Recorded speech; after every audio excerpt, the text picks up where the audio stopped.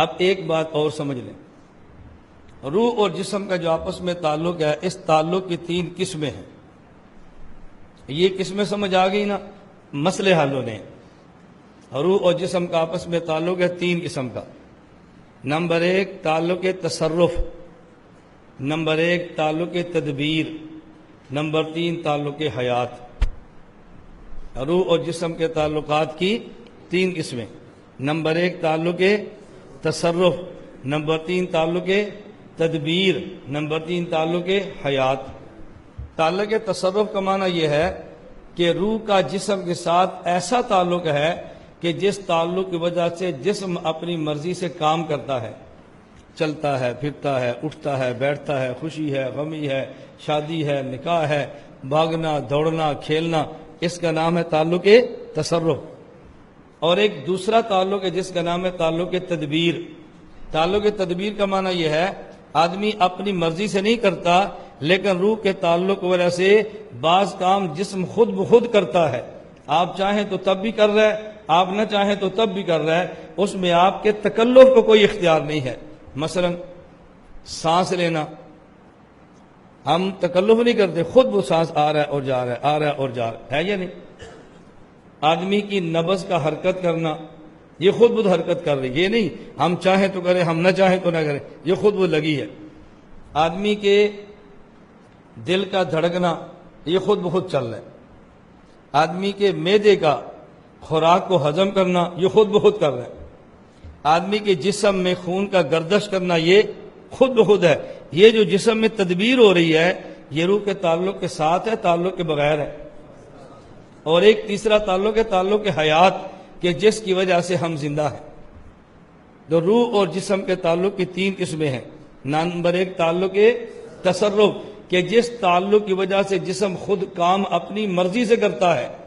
Number 2 تعلق تدبیر، کہ جس تعلق سے جسم کے اندر کے کام خود بخود روح کے تعلق کی وجہ سے ہوتے ہیں۔ نمبر 3 تعلق حیات، کہ جس تعلق کی وجہ سے جسم زندہ رہتا ہے۔ اب تعلق کی قسمیں کتنی ہو گئی؟ 3۔ جب آدمی جاگ رہا، اب بتاؤ جب یہ تینوں تعلق روح اور جسم کے ہوں گے، روح تصرف بھی کرائے گی، روح تدبیر بھی کرائے گی، اور روح کے تعلق جسم زندہ بھی رہے گا، تو روح کا کام بڑھ جائے گا یا کم ہو جائے گا؟ روح کا کام بڑھ جائے گا یا کم ہوگا؟ بڑھ جائے گا نا۔ اچھا، جب روح کے کام بڑھ جائیں گے تو روح کی رفتار تیز ہوگی یا آہستہ ہوگی؟ آہستہ ہوگی نا۔ آپ دیکھیں، ایک آدمی سے ایک کام لیتے ہیں، وہ تیز کرے گا یا آہستہ کرے گا؟ اور ایک سے آپ 3 کام لیتے ہیں تو پھر جب وزن بڑھ جائے، کام بڑھ جائے تو رفتار کم ہوتی ہے نا۔ جب ہم زندہ ہیں اور جاگ رہے ہیں، ہمارے جسم سے روح کے 3 تعلق ہیں۔ ایک تعلق سے حیات ملی ہے، ایک تعلق سے تدبیر ہے، اور ایک تعلق سے تصرف ہے۔ اور جب آدمی سو جاتا ہے تو روح اور جسم کا ایک تعلق ختم ہو گیا۔ جس تعلق سے تعلق تصرف تھے نا، وہ تعلق ختم ہو گیا، اب جسم کا تصرف والا معاملہ نہیں ہے۔ کبھی آپ نے دیکھا آدمی سویا ہو اور اٹھ کر بیٹھ کے کھانا شروع کر دے، سویا ہو اور جا کر پیشاب شروع کر دے، سویا بھی ہو اور بیگم کے پاس بھی چلا جائے، سویا بھی ہو جا کے غسل بھی شروع کر دے۔ کبھی ایسے بھی ہوتا ہے کہ سوتا سوتا سب کچھ کرنا پڑے، جب کرنا ہو تو سوتا نہیں، سوئی کو بھی اٹھاتا ہے۔ نہیں، میں کوئی غلط بات کہہ رہا ہوں؟ فرق اتنا ہے کہ تم کہنا چاہتے ہو جھجکتے ہو، اور میں جو کہنا چاہتا ہوں وہ کہہ دیتا ہوں، جھجکتا نہیں ہوں۔ یہاں ایک لفظ درمیان میں آ کے اس کو سمجھ لینا۔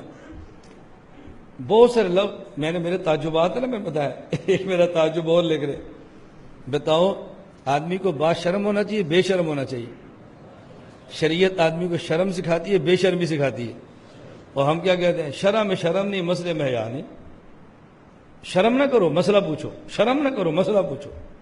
میں ایک جگہ بیٹھا تھا، یہ ہانگ کانگ کی بات ہے، وہاں ایک ساتھی کہہ رہا ہے بھئی مولانا سے مسئلہ پوچھو، شرم نہیں کرو، مسئلہ پوچھو۔ میں نے کہا میں ہانگ کانگ کی شرم ختم کرنے کے لیے آیا، شرم سمجھانے کے لیے آیا ہوں۔ یہ کیا شرم نہ کرو مسئلہ پوچھو؟ اسے یہ کہو جھجکو نہیں، مسئلہ پوچھو۔ یہ نہیں کہنا شرم نہیں کرو مسئلہ پوچھو، کیا کہنا ہے؟ جھجکو نہیں، مسئلہ پوچھو۔ جھجکنا اور ہوتا ہے، شرم کرنا اور ہوتا ہے۔ آپ لوگوں کی شرم و حیا ختم نہ کرو، لوگوں کی جھجک ختم کر دو۔ عورت کا سب سے بڑا زیور کیا ہے جی؟ حیا۔ آپ کوئی لڑکی آپ سے سبق پڑھے تو کہنا بیٹی تو بے شرم ہو کر مسئلے پوچھا کر. کیا بات ہے، استاد جی سبق پڑھا رہے ہیں، یہ جملہ کہتے بندے کو شرم آتی ہے. آپ یہ کہو پردے میں مسئلہ پڑھ رہی ہے، بیٹی مسئلہ پوچھو تو جھجکنا نہیں ہے، جب ضرورت پوچھو مسئلہ پوچھ لیا کرو. بلا جھجک ہونا اور ہے اور بے شرم ہونا اور بات ہے.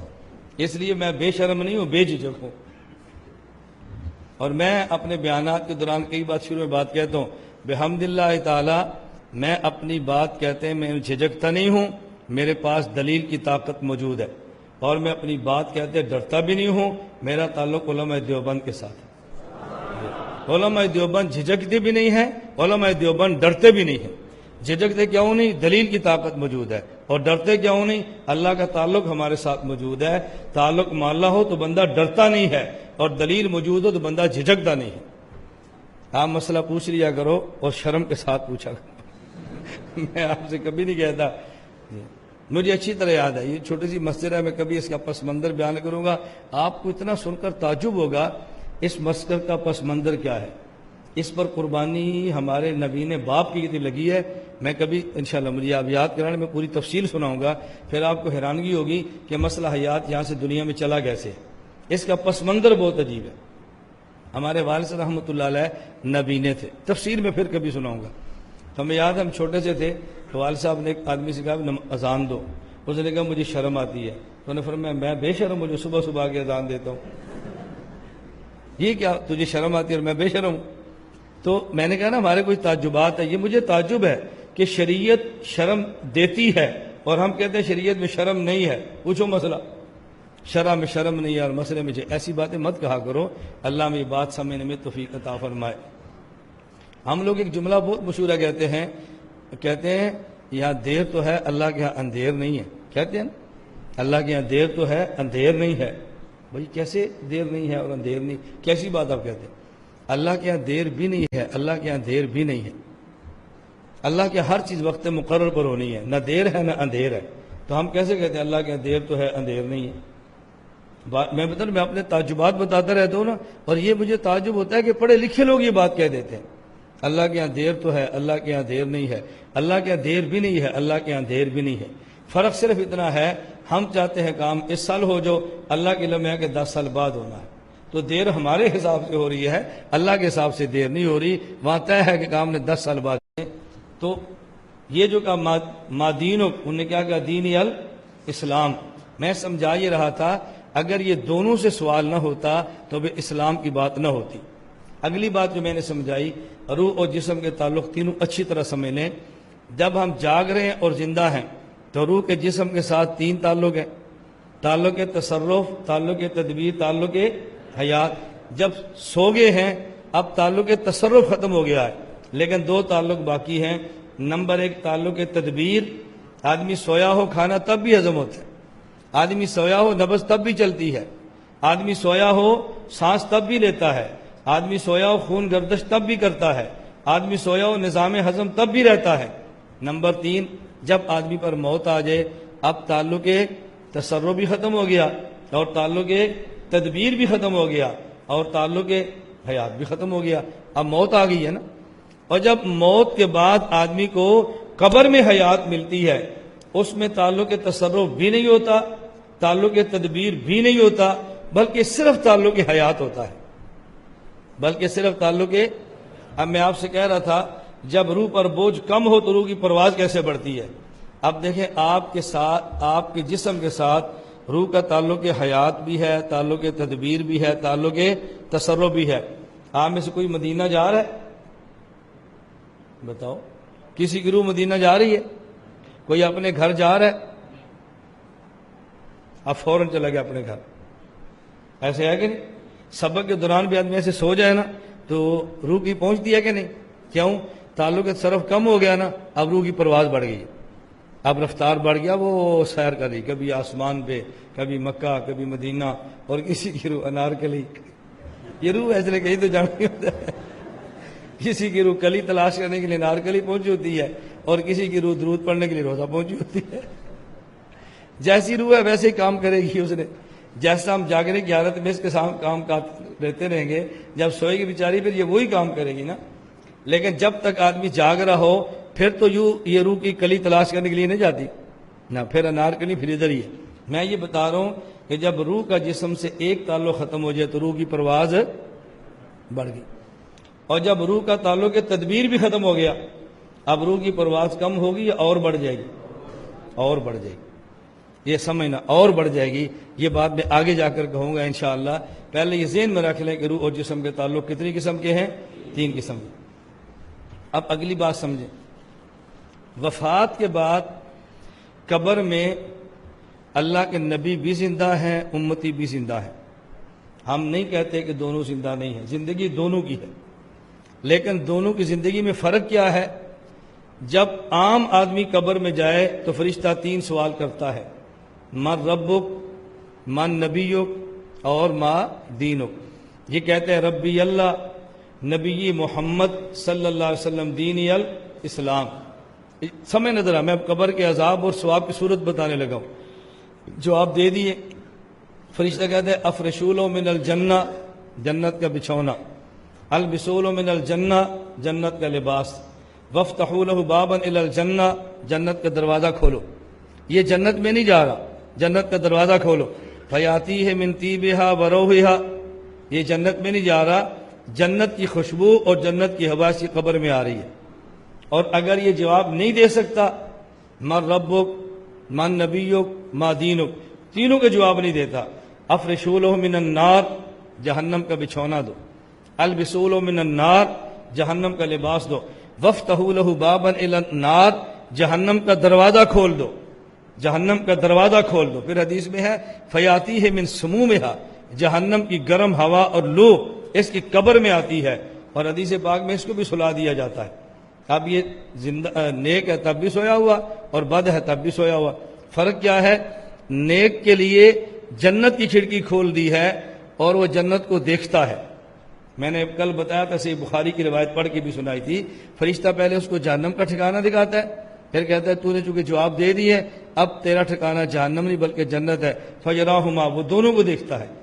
اب اگر یہ مسلمان ہے تو جنت کو دیکھ رہا ہے، داخل نہیں ہو رہا اور جنت کی ہوا آ رہی ہے۔ اگر یہ کافر ہے، جہنم میں داخل نہیں ہو رہا، جہنم کو دیکھ رہا ہے، دروازہ کھل گیا اور گرم ہوا آ رہی ہے۔ اس کو کہتے ہیں عرض نار اور عرض جنت، عین رازات، عرض جنت، عرض نار۔ اور جب یہی آدمی قیامت کے دن حساب و کتاب سے فارغ ہوگا تو پھر قرآن کریم میں اس کے لفظ کیا ہیں؟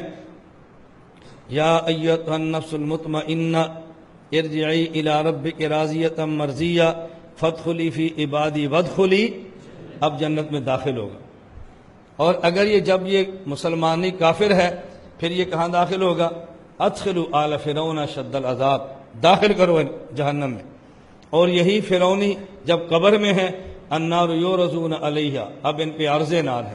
معلوم ہوا کہ قبر کا ثواب یہ عرض جنت کی صورت میں ہے، اور حشر کے بعد کا ثواب وہ دخول جنت کی صورت میں ہے۔